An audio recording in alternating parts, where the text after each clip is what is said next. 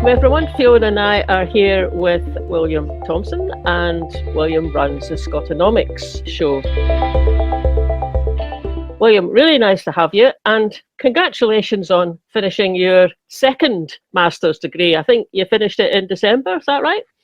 Yeah, that's right. Thanks, Marlene. Yeah, 3 years I've been studying. The first year I did a master's in the green economy, and the last 2 years I've been doing a master's in the economics of sustainability.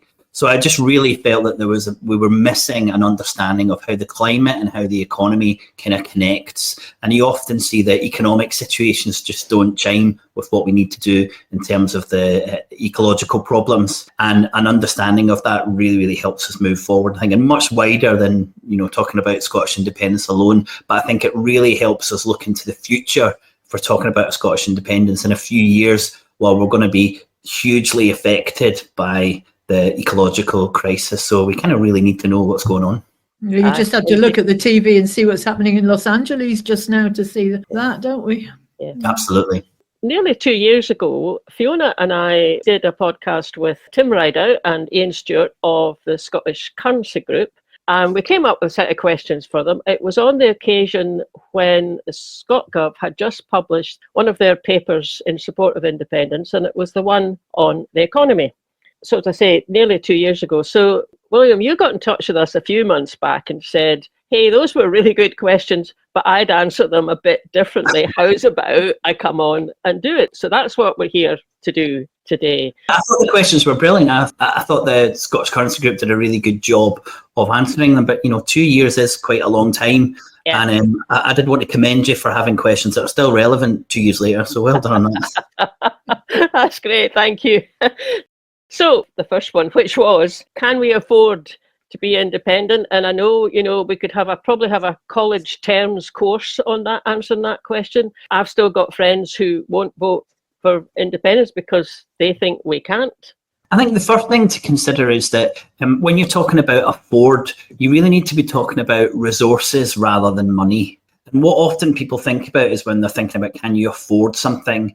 It comes down to money. But actually, when you're a government and if you have your own currency, then you're able to create that currency effectively. There is a magic money tree. You can create as much money as you want. So there's no particular financial constraint on that. If you produce too much of your own money, then it's likely to, all other things being equal, lead to inflation. So you're saying that Scotland, when it was independent, let's assume it has its own currency, it can afford anything that costs or that you can buy in the Scottish pound. It can afford anything, right? And this isn't really a big logical leap. If you print money and someone's charging you £10 for something, there's no limit. There's no reduction in your ability to purchase anything. So, if everything was priced in the McGregor and Halliday currency, right, and you could just print it, you could buy whatever you want. Now, this is a logical, and I don't think this is too challenging for people to kind of understand. That's the situation you're in if you create your own currency. So if it's in the Scottish pound, the Scottish government can afford to purchase it. Now, the Scottish government can also afford to pay anyone in the Scottish currency because, again, they're creating the currency. So let's take pensions as a really good example. If the pensions are paid in Scottish currency, which they would be, that's how every country that has its own currency pays its currencies. The process is very simple. The government says, Fiona and Marlene need the pension this week. Let's put money into their bank so that they can withdraw from the bank. Now, that's how every part of government spending works. Now, at no point is the government saying, I'm sorry, girls, we can't pay you because we haven't raised enough tax. Right? That's not how it works. The government spends money, it's obliged to pay your pension. So there's never any concern about any government with its own currency that's able to afford to pay social security or pay for things like government services in its own currency. So that idea of the government never being able to afford anything logically doesn't really make much sense, because it can afford to buy everything. Now, there's a concern that if you have a Scottish pound and it's not worth much, or it's not worth the same as the English pound, then you need more of your pounds to buy something equivalent that you're bringing in from another country. So that's a separate kind of situation. But in terms of the Scottish government being able to afford independence, if it's got its own currency, it can pay everything it wants now up until the point of it leading to inflation. The same for all government expenditure. Because I've kind of said out logically that a government can create as much money as possible so it can afford whatever it wants. That doesn't really make much sense when you go as a government, you go out to the country and you say, can we have 1,000 doctors, please? We've got the money for it, and you've only got 500 doctors. That's the concern. You're talking about the resources in the country. And let's also say things like, we want to plant 1 billion trees. Do we have the land for 1 billion trees? Yep, we've got the land, but we do have 1 billion saplings. Oh no, we don't. That's the problem, is finding the resources. So when we're thinking about Scotland and being independent, we really need to think about the resources that we have, the size of our population, the types of businesses that are here, the access to energy, renewable energy, minerals, all of these types of things are incredibly important. And another logical step is that right now we look out to Scotland and we see that we've got an abundance of resources. We've got more than enough resources to supply our own country. So what's the logical step from not being able to afford those resources because they're all here? So that's how I kind of address that. We need to talk about resources because Scotland can run and if the government can buy everything that's priced in the Scottish pound. When people hear yourself or other folks saying, well, a government with its own currency can print its own money. Now that often raises fears in folk, isn't it? And people go, what about, 1930s Germany or something, Weimar Republic? But okay, you've acknowledged that there's limits to that, because if you go too far, it creates inflation. You're right to raise that, but that's how every single country that has its own currency operates right now. That's what everyone does. So I'm not talking about just what happened in Venezuela or anywhere else. This is what happens in the UK, in America, in Europe to under a slightly different arrangement, but in Japan and Canada and Australia, all governments print money and spend it and then tax some of it back. And the reason that they're taxing it back is to account for the spending. You spend £100, you've got an idea that you need to account for that. You need to bring that £100 back in. So you tax 70% of it and you borrow 30% of it. These are just accounting measures. These are not economic measures. There is nothing wrong with the government spending £100 and taxing none of it back. It doesn't need that money to spend another pound.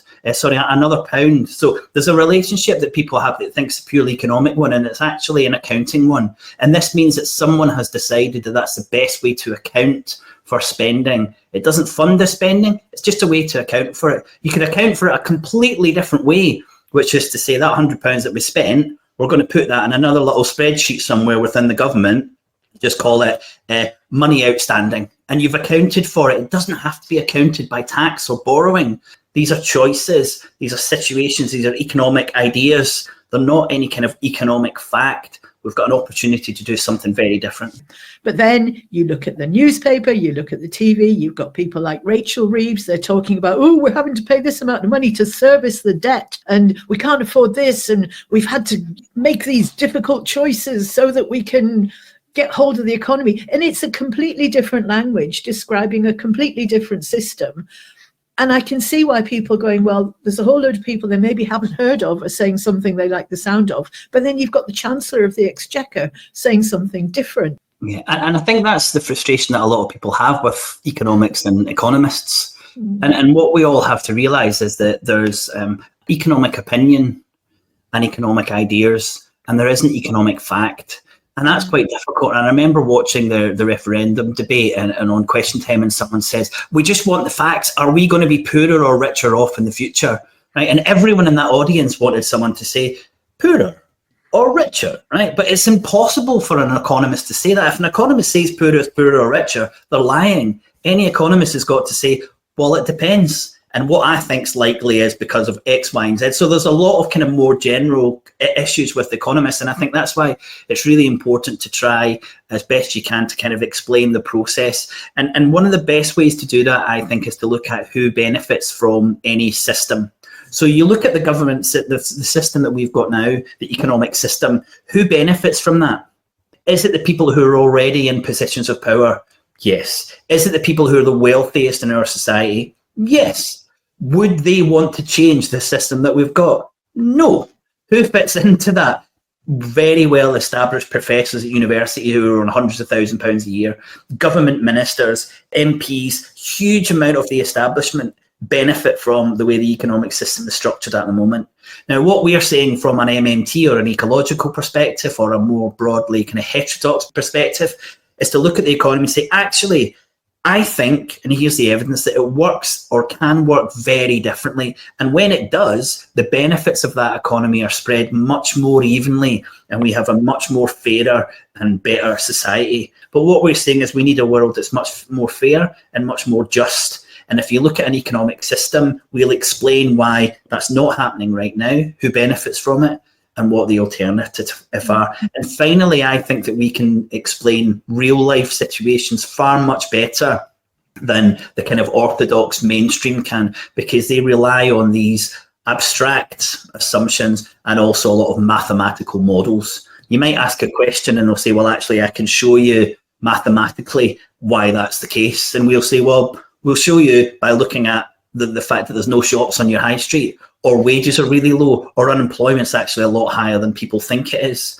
You know, so these are all the kind of different arguments that we take, which I think gives our perspective a lot more power when we can get in front of people to discuss it. So I completely understand the frustration, and I think people need to look at a system and think, well, who's benefiting from that? And if it's the people in power, then they've got to realise it's unlikely that that'll change. And what we are pushing forward is a better understanding of the economy, to enable us to change the system so it benefits more people in our society. Yeah. That does clarify quite a lot. But what about the deficit? Every year, GERS comes out and it says how many billion quid that Scotland owes. And again, that sort of feeds into people's fears. So how do you deal with that? When we talk about a deficit, it's the difference between how much the government spends and how much it taxes back. Now, that's the deficit. Okay. Now, what I said was that's an irrelevant number because it's just someone's way of accounting for that. So the Scottish government spends 50 billion and taxes back 10 billion. There's a 40 billion deficit. Okay. And we got, right, okay. So what we could do is we just increase tax so that matches 50 to 50. Then there's a balanced budget. But this is only accounting, remember, this is not economics. Only a certain part of the economic profession thinks this is a way that you should account for government spending. Now, you can't deny this. There is a deficit, but what we would say is it's materially irrelevant because it's simply a score count. You know, a lot of people say it's like going to a cricket match and there's a board that's got the amount of runs up on it. That's where it is. That's what the government deficit is. It's the amount of money that's gone into the economy that's not yet been taxed back. So it's not a concern for the vast majority of heterodox economists that are away from the mainstream. So the figure for a government of, let's say, 5% deficit, this means that the government has put in 5% more money into the economy than it's taken out. Now, who's in the economy? Marlene, Fiona, who is in the economy? Well, I am. Exactly, right? We all are. So when the government spends more than it taxes back, our net wealth goes up. So inherently, with all other things being equal, inherently a government deficit is good for the private sector because it increases our net wealth. As soon as the government starts running a government surplus, where does the money come from? Us. Yeah, not you two specifically, right? but it comes from the private sector. And this is a huge, I mean, I'm sure some of the listeners will be aware that Clinton was one of the first presidents in America to run budget surpluses. And everyone was crying about how fantastic this was. A few years later, there was a financial crisis because this just basically put the burden onto the private sector. And as I've explained, when the private sector has £100 debt, it has to find £100. Whereas the government has a £100 deficit, it can print that money, it can fill that deficit.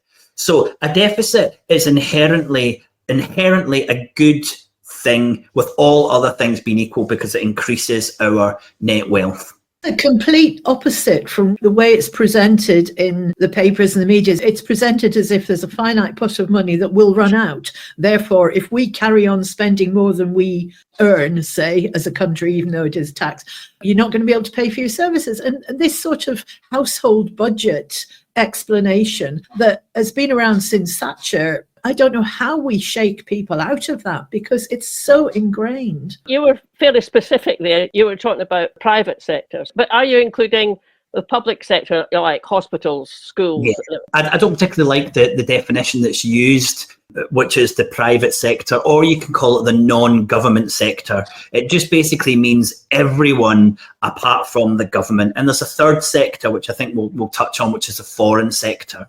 So basically, with the money, if there's a deficit, there has to be a surplus somewhere, because there is an amount of money that's in the economy. It has to come from somewhere, and it can only come from three sources: it's the government, foreigners, or the non-government sector. So let's assume that Scotland becomes independent and trade is exactly the same as it is right now.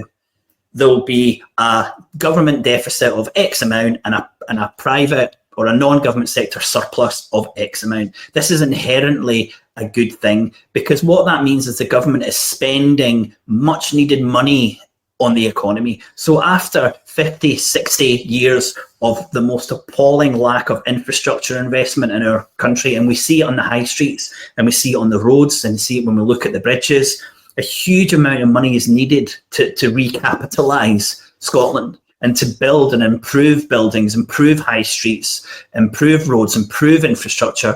Now, the only people that pay for that should be the government, and the government does that by creating new money. So I try and get around this when people say to me, the Scottish government will have a 10% budget deficit. And I say, absolutely, that's probably a minimum. It's more likely to have a 10 to 12.5% budget deficit, because we've got so much to catch up on, and you can expect that money to boost the private sector for a decade to try and get us back to our equivalent kind of European standards. So I think you tackle this head on by saying this is inherently a good thing. Okay, that's really clear. And what about the UK's debt? Are we still expecting to take a share? The UK debt is the amount of money that the Treasury has spent into the British economy and not yet taxed back. Are we agreed under my definition? I did think about that. Yeah. Not Okay. sure I quite got it. Every debt has a credit. Agreed? I know you're not accountants, right? But you can't. It's impossible to have a debt without having a credit, right? When you lend Fiona 10 quid, it becomes an asset and it becomes a liability. Yeah. Okay. Yeah. There's an asset and a liability. Okay. So the UK debt is an asset for the private sector in the UK. Are we still following me? You agree with that? It's impossible. If the government owes 1.3 trillion, it has to be an asset of 1.3 trillion for someone else. But not necessarily in the UK. If it's a foreign investment, you'd be correct, but it would still be a liability for someone. Yeah. So an asset for someone and a liability. Yeah. Okay. So when you're looking at the UK debt, it is a liability of the Bank of England, the Treasury, and an asset for the holders of the government debt. The majority is based in the UK. There's not a huge amount of foreign ownership of government bonds. It's mostly the UK. So that's what it is. So you're kind of saying these two things balance, right? So if Scotland steps away, these two things still balance. It's literally, I say, got nothing to do with us, because you can't take on someone else's liability, right? That's what it is. The UK government have released that money, and they've got a liability. Now, the UK government could tax that amount back, and its liability would be zero. So Scotland just walks away from that and starts its own liabilities and its own assets, and it creates something completely different. So my recommendation is very clear. Scotland says, it's your asset. We walk away from it. Anything outside of Scotland, we don't want anything to do with. We're a country. We've got everything here, and we'll move forward from here. And there's a little bit on either side. You could be kind of horse trading, but people fundamentally misunderstand what the debt is. It's the UK's savings. If it's someone's debt, it's someone's savings. The UK, Scotland has no right being involved in this process. It can do that itself. And kind of finally, it's absolutely essential that Scotland is able to create, the Scottish Reserve Bank is able to create its own liabilities, because that's how you populate a monetary system. So it'd be impossible for the Scottish financial services sector to work if we've already got this huge lump of liabilities that we expect to pay off. And my final point, the only way we can pay that off is with English pounds, which means the Scottish government and the Scottish population would have to earn English pounds The government would have to take them or exchange them for Scottish pounds and pay this debt off. It's probably the singular most important thing that Scotland should not do as it becomes independent, is to take on any of the debt. And I've got to emphasise that in that paper that you were referencing in 2022 and the Sustainable Growth Commission, it says that Scotland will take a percentage of the debt. And this is the misunderstanding, a deep misunderstanding of how financial systems work and money creations work within the Scottish Government, which is something we are hoping to address this year. But doesn't government borrowing create government debt? In my mind, it's that the UK government has more or less said, oh, our cash flow this month, it's not looking so good. We need some more. For this month, we'll be borrowing X billion from the world markets. So to me, that's not releasing money, that's borrowing money. And yeah, then there's a liability there because you've got to pay it back at some point on presumably a set, an agreed interest rate. Am I right thinking of it like that? No, you're completely missing that first point, and that's understandable because this is where people are. The UK government doesn't spend other people's money. Every single penny it spends, it creates. Okay, so we spoke about taxation. It doesn't use taxes to pay for your pension. It creates brand new money, and the taxes account for it. Okay, are you there with me on the taxes side? Yes, I understand the logic of it. I'm not quite sure I really can assent to it yet because it's such a kind of switch round on how one normally thinks. But I understand the logic of it, yeah. So there's one paper that I'd love you to reference to the audience, which is an institutional analysis of the money creation in the UK, which was done by academics based at the UCL. And it explains that money is created by the government spending. So it kind of is a huge bit of evidence for the process that I've been explaining. But that's taxation. So government borrowing is exactly the same. At the end of the day, the government has spent, let's say it spent £1 billion. Okay, so it's paid £1 billion in pensions. Okay, and at the end of the day, it's actually only got 800 million back in taxation. Okay, so it leaves a gap of 200 million. To account for that, it goes to the markets and it says, who would like to buy 200 million of government bonds?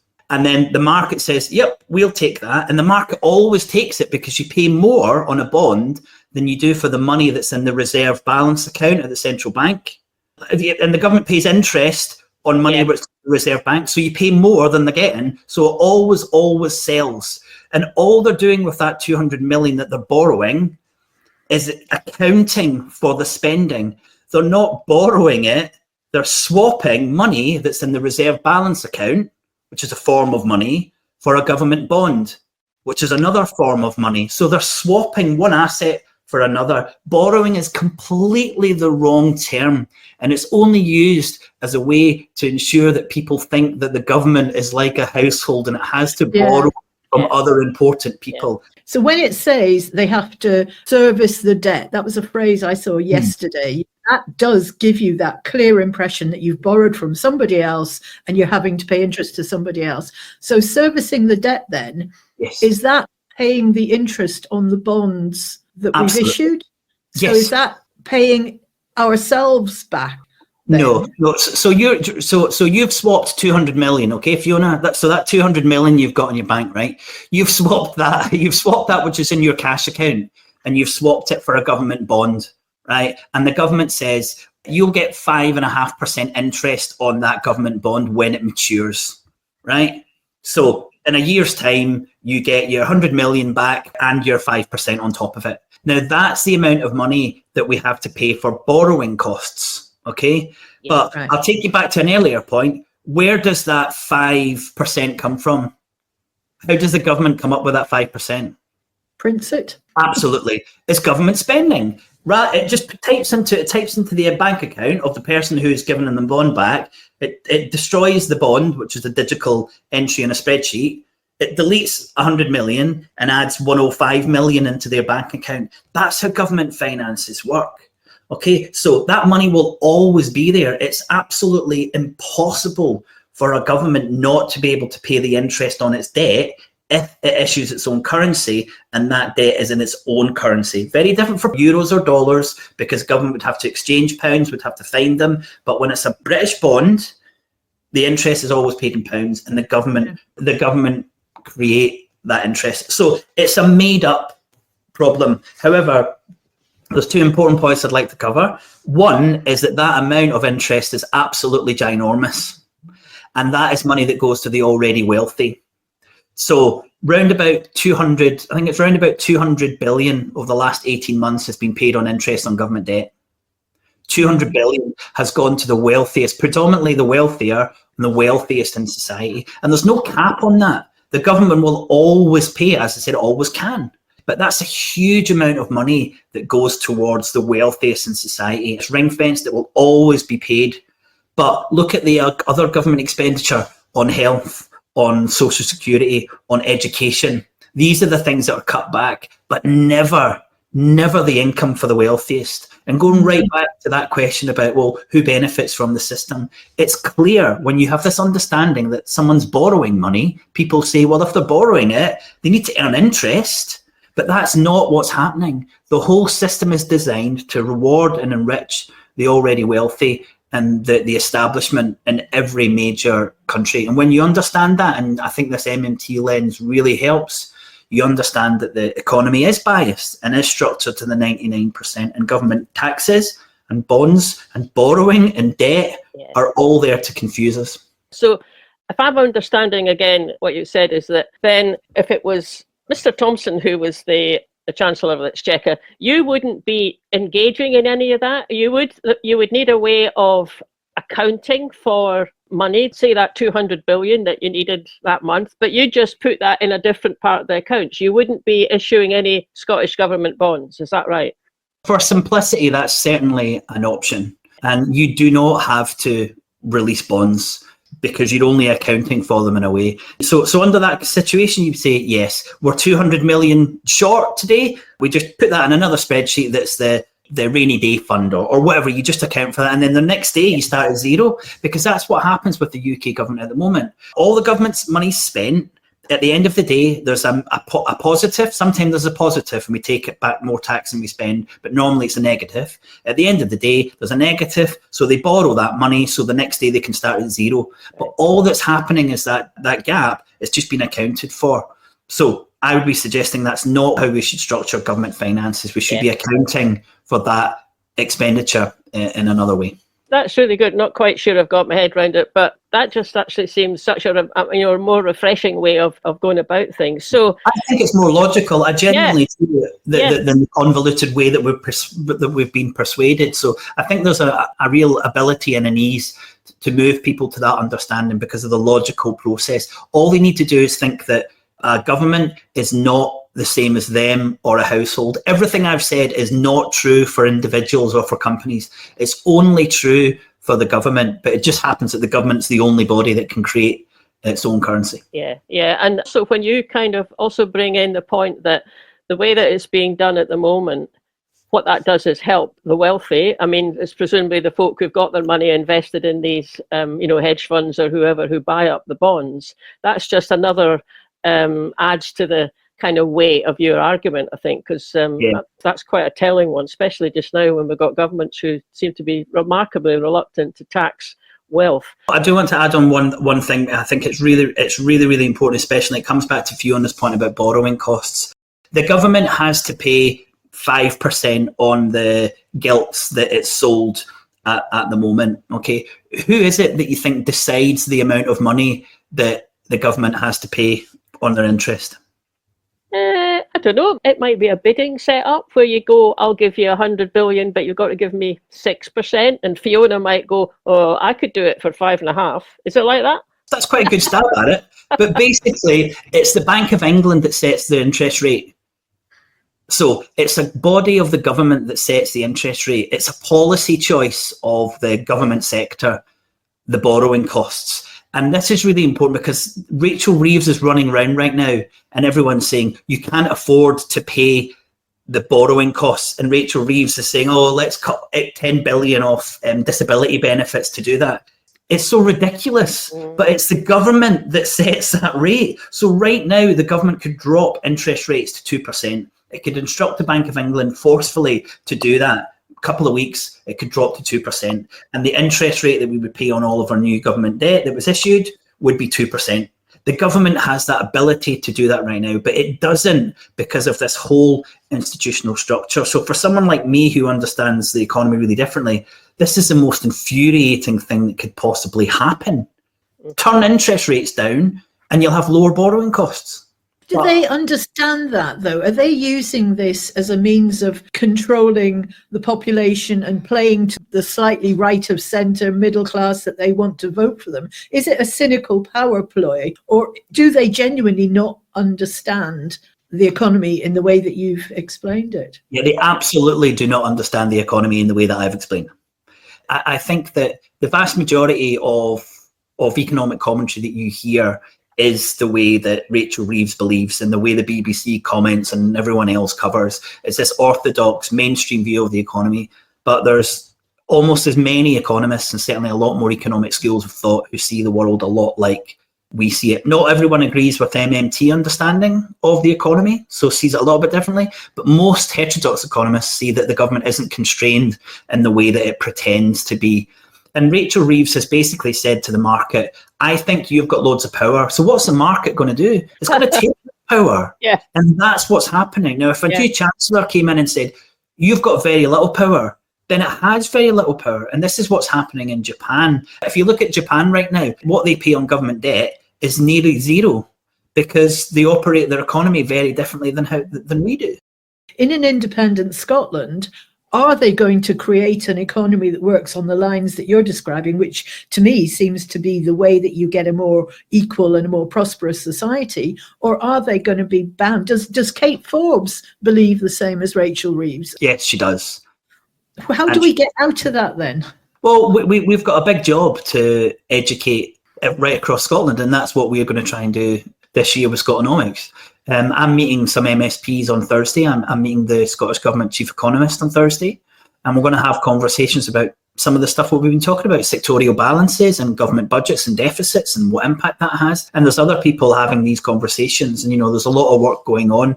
But Scotland, when it becomes independent again, has to make a decision. It has to say, how do we view the economy? What mission do we want? What goals? What are our values? And we need to find an economic structure that delivers that. Because right now, the economic structure that would deliver a Scotland that people want is not the one that this current administration thinks would deliver that. So it's a huge concern and a huge issue if we were pushing towards independence. At the moment, it's just a kind of almost a little bit trivial at the moment, because it might be a new administration in a few years and they might have a clearer and better understanding. But it's a real concern at the moment. So one of the things that often, even yet, gets thrown up by, a unionist point of view or mainstream media is, oh, Scotland goes independent, well, you'll be in for at least a decade of austerity. It's kind of got the point where you go, well, probably have a decade of austerity even if we don't get independent. But from what you said earlier about, you definitely wouldn't want an independent Scotland to take any responsibility for any part of the UK debt. So probably, I'm thinking, there would be no reason for us to have any kind of a decade of austerity. We'd be starting from scratch, as it were, and we would have our own assets here, some of which we can easily sell back to England. Okay, what you're saying is not the case, unfortunately. You can't confuse a stock, which is an amount of debt, with a flow, which is the deficit. So the deficit is the thing that tops up the debt. Agreed? So if we start with zero, fantastic, we have zero. But on year one, if we spend more, or if the government spends more than it taxes back, it has a deficit. So at the end of year one, Scotland will have a deficit.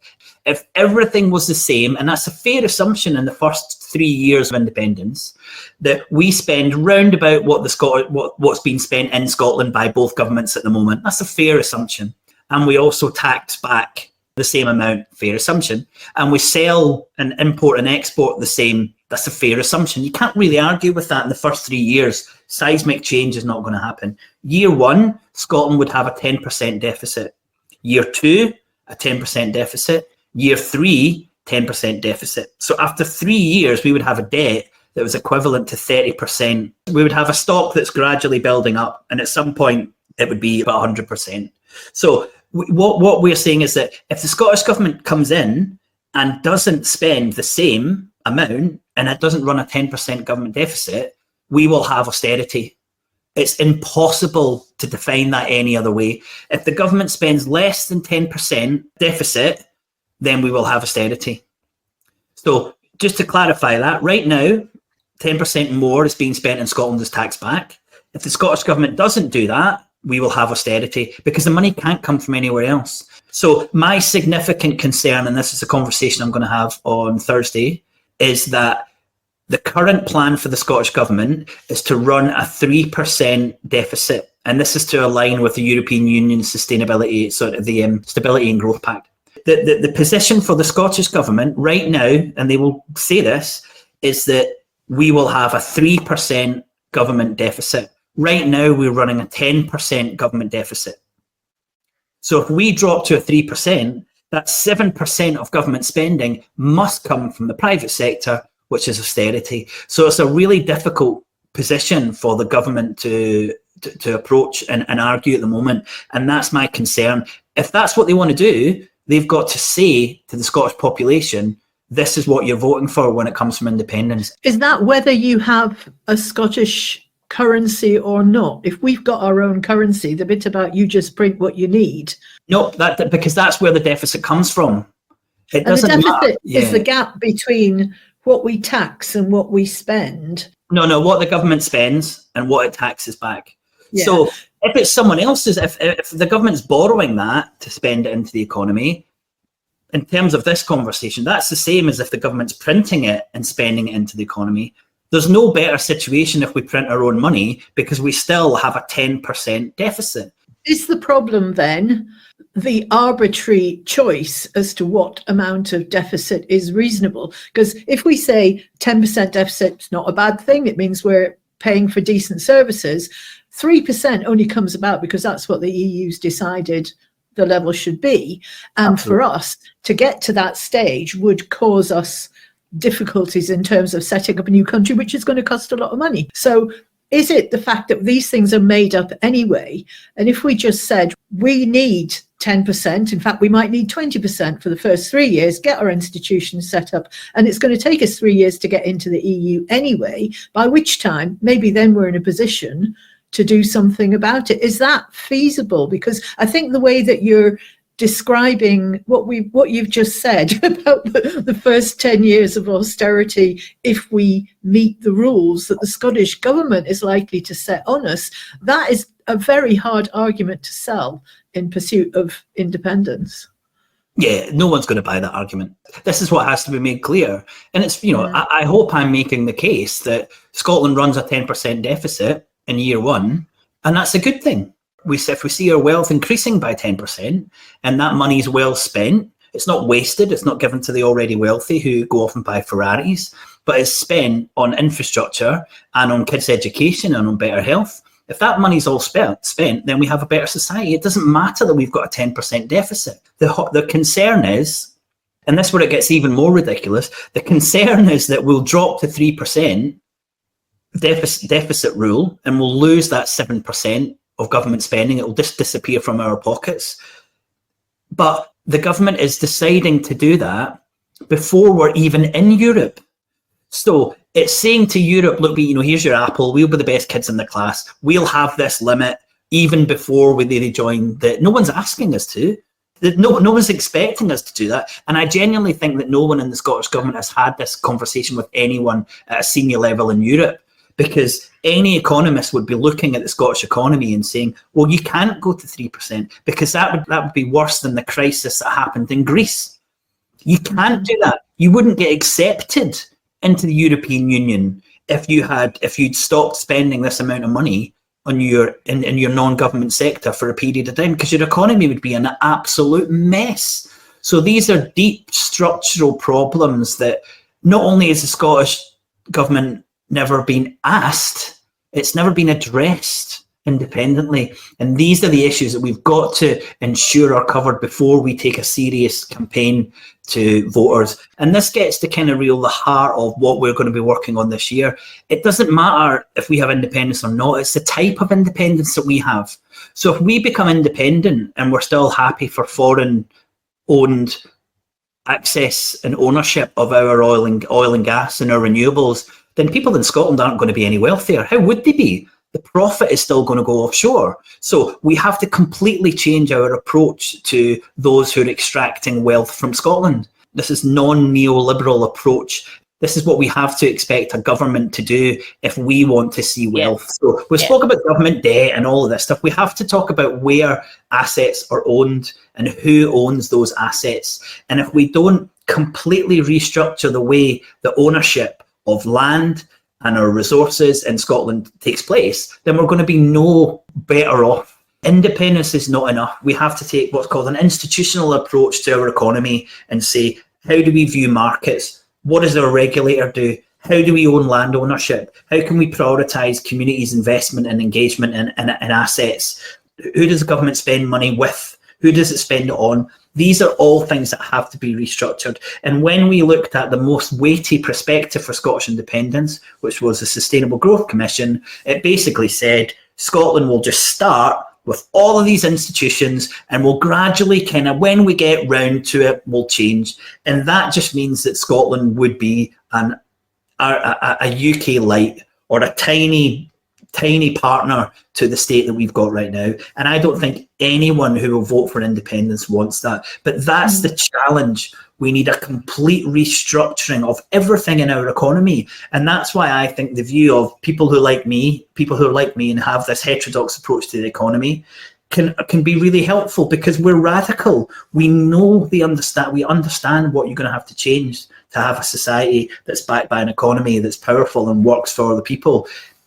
And an orthodox approach is just going to say we'll gradually get round to changing corporate governance or changing ownership. So okay, that's really helpful. So I'm back on board now that I've heard what you said about it needing to be a radical restructuring, not just in terms of the actual resources we've got, but in the policies and how we run them. Yeah, great.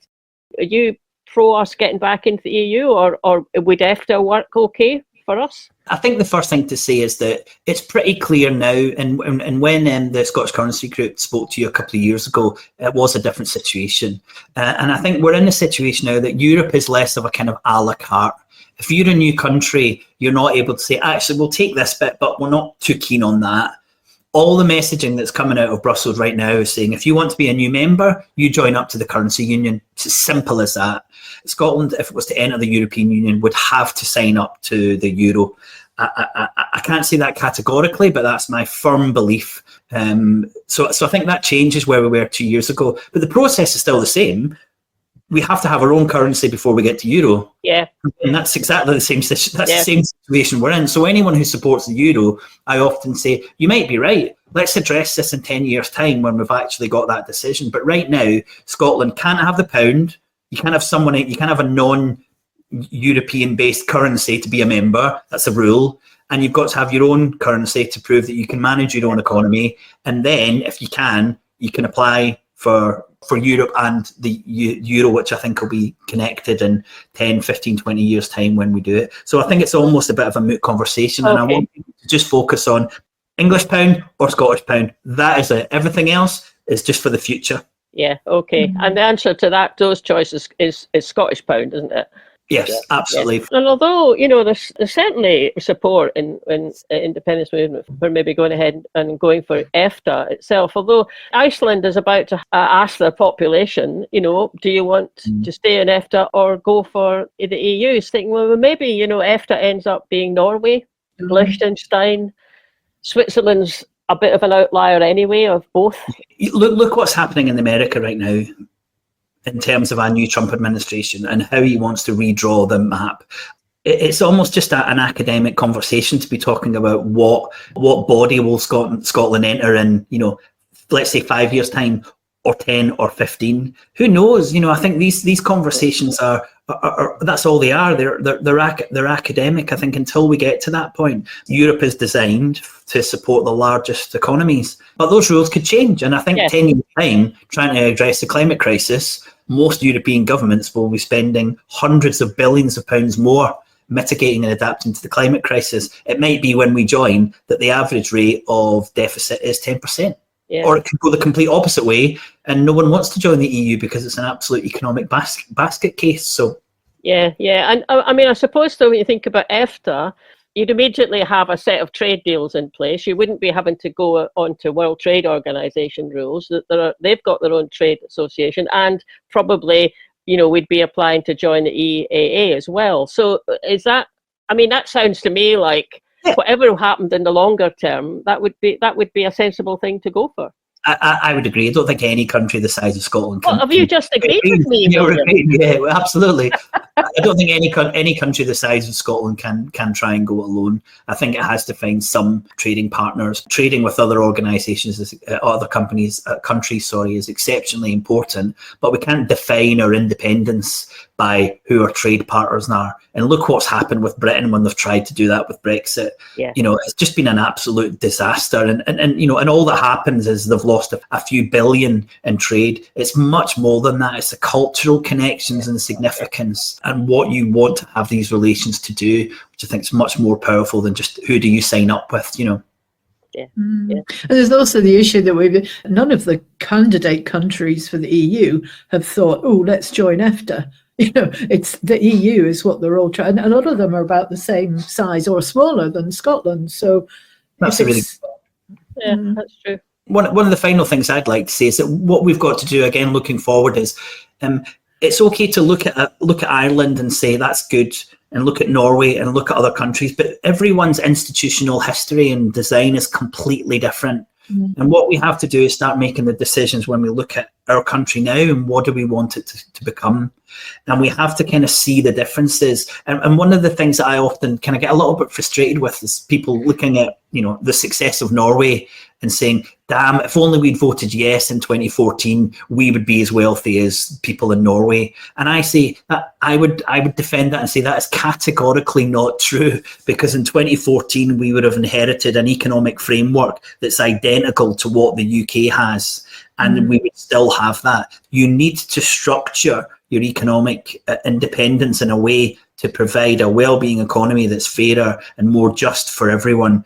You can't just say we'll do it like Norway or we'll do it like Ireland. So these are things we can take from, but that's not the case. If that happened, we wouldn't be in that situation. And being independent is exactly the same. We won't have this wealth simply because we're independent. It's all about the economic structure that we take into independence. Yeah, but we need independence in order to change the economic structure, don't we?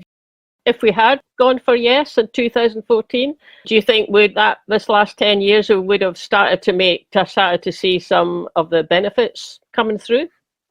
I think it would have been a challenging 10 years, but I think with that 10 years is a long time. But I actually wrote a report, or maybe an article, which maybe you can link to, and I covered this in detail. And I just basically said what would have happened. And I've just said that, the 10 years wouldn't have been that much different. Maybe we would have had a few things which were much better, but inflation would have likely been the same amount. Unemployment would have probably been the same amount, or GDP would have probably have been the same amount, or kind of macro things. But at the level that I'm most interested in, which is at kind of micro level, I think we would have had more Scottish companies. I think we would have a higher living wage and a higher pension. I think there would have been a much more distributive effect on independence. But again, that depends. We keep electing Conservative with a small c SNP administrations. So are they actually going to be doing these things that we hope that they would do? And the evidence is that since 2014, and when we lost the referendum, all the administrations have still been centre, not left, but still been centre, still think that growth is a way that you provide for everyone in an economy, still think that reasonably low tax is how you develop. There's still a neoliberal administration. So I don't think the evidence supports that we would have been economically that much better off over that period. But culturally and politically and socially, that's the thing that I think transforms an economy. Being able to make these decisions, a reflourishing of Scottish culture, people feeling much more involved in the economy and society would be transformative. Yeah. William, maybe you need to start thinking about standing for Holyrood at some point, and mind you, you'd have to have your own party as well to make it really left wing. And you just set up a company. That's what Farage did. No, don't say we're not going. No, we're not going to have that. Can't imagine anyone would want me in their party. But it is a big thing, and I would say that I'm full time now on Scotonomics. I've only always done this part time, whilst studying my full-time master's. So the main focus for us this year is to do things like this, to get in front of more people, to say the economy can change. These are just people's opinions. You need to listen to other people. If you think this can be done, start supporting it, and going to the government. And we've got several papers planned this year, which are going to be really challenging for the Scottish Government's view of the economy. So any help in publishing and promoting the things that we do from you two, who I value so much, and also the audience, would be great. Is there a website where people can look at some of these things? Yeah, just our Scotonomics.scot website. Yeah, it's a really good website, actually. Well worth having a peruse of. Actually, there's a load of stuff on it. With our Festival of Economics only 10 weeks away. You're in Dundee again this year on the 21st and 22nd of March, and we have an event in Edinburgh, down in Leith actually, on the 20th, and then we've got our 2-day festival in Dundee. There's information on the website as well. We've got wonderful, as we try and do, brilliant speakers from across the UK, but also a few international speakers as well, and the vast majority of them support the type of economic framework that I've been discussing, this kind of heterodox approach. Not everyone supports an MMT understanding, but everyone thinks that we can run the economy in a very different way to benefit, the 99% rather than the tiny percentage of people who do so well from how the economy is structured at the moment. Fab. Okay, and you can get tickets for that on the website? On the website, yes. Fantastic. Fab. Right, well, we'll put the links in the notes underneath this podcast as well, and recommend people go and have a look at the website and just see what's there. And I know you did a paper recently. I noticed Byline Scotland. I saw your name against. The paper that I've been pushing is a kind of institutional analysis of the UK economy and trying to explain to people, and we wrote this before the Labour administration came in, but trying to say to people that you cannot expect a new Westminster administration to do things completely differently, because they've got to operate within this institutional framework. And I've kind of explained what that framework is, what the values are, what the methodologies are. And when you see it, you kind of break it down. The only policies that come out of that are austerity policies. It's impossible to have well-being policies that come out of that. And the work that I'm doing this year is to say, and this is a conversation I had with a government minister, was to say, you need a completely different institutional framework from the one you've got at the moment if you want a well-being economy. And I don't think they realise that. So I'm working on what that institutional framework would actually look like, to be able to say, if you want a well-being economy, then this is how you deliver it. And this affects your social values, the things that you measure, what things you think are most important, what affects an economy. So a lot of work. Hopefully I'll be able to finish that by summer. But I think that's a really important point to make, is if we want the type of economy we want when we're independent, then there's no way we're going to get that with a kind of business as usual approach. We have to do something completely different. You cannot introduce well-being policies into the framework that the Scottish Government currently uses. That has to completely change if we want a well-being economy. That just sounds great, actually. And if you do manage to get that into draft form or reasonable good form by summer, come back on. Thanks very much for suggesting we do this in the first place, and then it's taken us a wee while to get a date for it. But yeah, thanks for coming on. I'm going to have to go through the whole lot again and just make sure that I've understood it. I think that's a really important point for me to finish on, though. It's really difficult when you're covering this stuff that's so different from what other people hear. And you can take two approaches, which is to dumb things down, or you can be really detailed in the hope that people will listen and pause and think about it and move forward and pause. And I know so many people who are in the independence movement that an hour's podcast like this might take them 2 or 3 hours to go through if they truly want to understand the difference that we have. So pause, repeat, and if you still don't know what I'm talking about, drop me a note via the website and I'll try my best to explain it. That's great. Good. Okay, we'll leave it there. Great. Thanks to our guest, William Thomson there. And I'm definitely going to go through this one a couple more times to make sure I've got it in my head, but all good stuff. That's it for this week. Thanks for listening, and we'll catch you later. Bye now.